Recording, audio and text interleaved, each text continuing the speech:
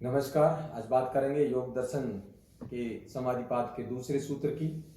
दूसरा सूत्र जो है योग चित्तवृत्ति निरोध। यहाँ योग का जो अर्थ है समाधि की ओर, यानी योग का मतलब समाधि की ओर। चित्त अंतकरण, जो अपना अंतकरण जो मन है उसका अंग है, जिसके अंग जैसे इसमें आप मन है, बुद्धि है, अहंकार है और साथ में चित्त। लेकिन चित्त जो है, चित्त ऐसा अंग है जो विचारों का संग्रह करता है।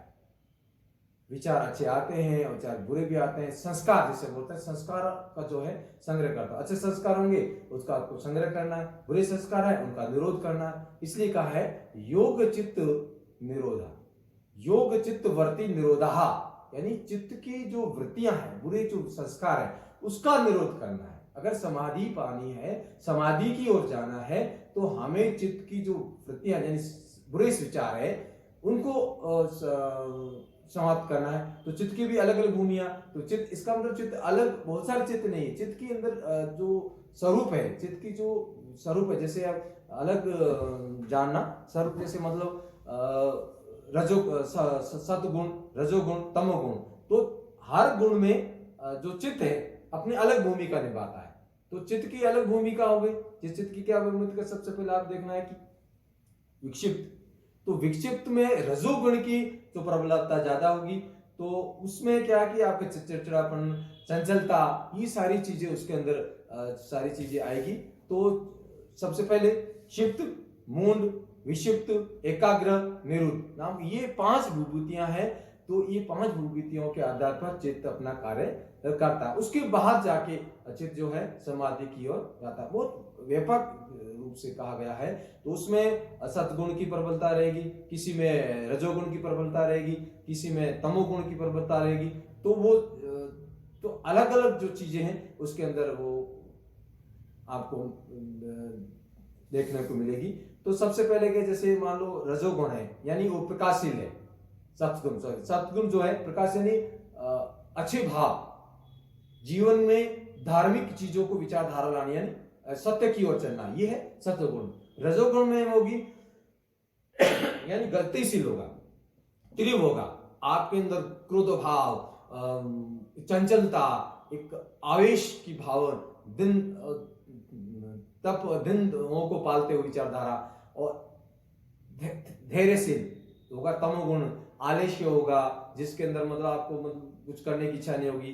तो ये चित्त अलग अलग जो चीजों में अलग अलग कार्य करता है। तो सबसे पहले जो उसकी भूमिका विक्षिप्त है, विक्षिप्त जो भूमिका है, तो विक्षिप्त क्या होगा, आपका चंचल रहेगा मन, कार्य करने में चंचलता रहेगी। मून में क्या होगा, रजोगुण की प्रबलता से आपको तमोगुण की प्रबलता बढ़ जाएगी। तो तमोगुण जो पड़ेगी तो उसके अंदर और सतगुण और रजोगुण कम हो जाएंगे, तमोगुण बढ़ जाएगा। मूड होगा तो काम करेंगे, मूड होगा काम नहीं करेंगे, मूड होगा सोते रहेंगे। तो ये भाव उसके अंदर बढ़ जाएगा। किसके अंदर, मूड के अंदर। चित्त में क्या होगा, रजोगुण की प्रबलता होगी, यानी आपका गतिशीलता बढ़ेगी, काम कर भी सकते हैं, क्रोध भी आएगा, चंचलता, ये सारी चीजें। और उसके अंदर सतगुण और तमोगुण गौण हो जाएगा। विक्षिप्त में क्या होगा, विक्षिप्त चित्त में क्या गई, सदगुण की जो अल्प मात्रा रहेगी, प्रधानता, लेकिन उसके अंदर कभी कभी रजोगुण प्रबल हो जाएगा, कभी कभी तमोगुण प्रबल हो जाएगा, कभी अच्छा काम करेंगे, मतलब अलग से चीजें आपको बढ़ जाएगी। तमोगुण कम होगा, रजोगुण बढ़ जाएगा, सदगुण बढ़ जाएगा, ये सारी चीजें उसके अंदर बनती रहेगी। एकाग्र में क्या होगा, यानी आप पूर्ण रूप से सदगुण होंगे, लेकिन सदगुण की प्रबलता रहेगी। आपका ध्यान है एक विचारधारा, जैसे आप ध्यान कर रहे हैं, विचारधारा ध्यान करते फिर आपके अंदर वो उस चीज की रहेगी, यानी सत्वगुण तो रहेगा, लेकिन कभी कभी उसका ध्यान आपको एकाग्र होगा, कभी नहीं होगा, विचारधारा रहेगा। निरुद्ध यानी जिसके अंदर रजोगुण भी नहीं रहेगा, तमोगुण भी नहीं रहेगा, और जो इसकी समाधि है असंप्रज्ञात तो समाधि जैसे अपन कहते हैं, जिसके अंदर कोई मतलब विचारधारा नहीं है, कोई उसका मोह नहीं है, कोई उसका विचार शून्य हो जाएंगे, वो है निरुद्ध अवस्था चित्त की। यानी चित्त की पूर्ण रूप से निरोध करते हुए। तो सबसे पहला अपने पहला सूत्र क्या था, अर्थ अनुशासनम। अर्थ अनुशासन है, यानी अनुशासन में रहते हुए, यानी योग की समाधि की ओर जाना है, अनुशासन में रहते हुए अपनी समाधि की ओर जाएंगे।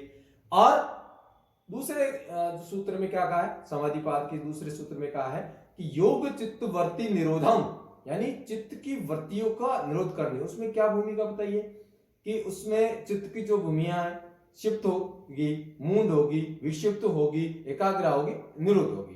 तो उसमें अलग अलग जो है चित्त का भूमिया रहेगी, चित्त के भाव रहेंगे। किसमें सतगुण तेज हो जाएगा, किसमें रजोगुण तेज हो जाएगा, किसमें तमोगुण तेज हो जाएगा। तो ये चीज देखने की बात है कि किस प्रकार अपन चित्त की वृत्तियों का निरोध करना है। तो आप इसको एक जीवन के अपने अंदर उतारने की भी, हम जैसे आप मान लो कभी चंचलता है तो आप मतलब आपकी तजो रजोगुण की प्रबलता बढ़ गई, अब आलस्य अपने यानी तमोगुण की प्रबलता बढ़ गई, अच्छे कर्म यानी आध्यात्मिक चीजों की बात कर रहे हैं तो आपके सद्गुण की प्रबलता बढ़ गई। तो ये सारी चीजें इसमें कही गई है। तो ये अपना दूसरा सूत्र था योग चित्तवृत्ति निरोधा।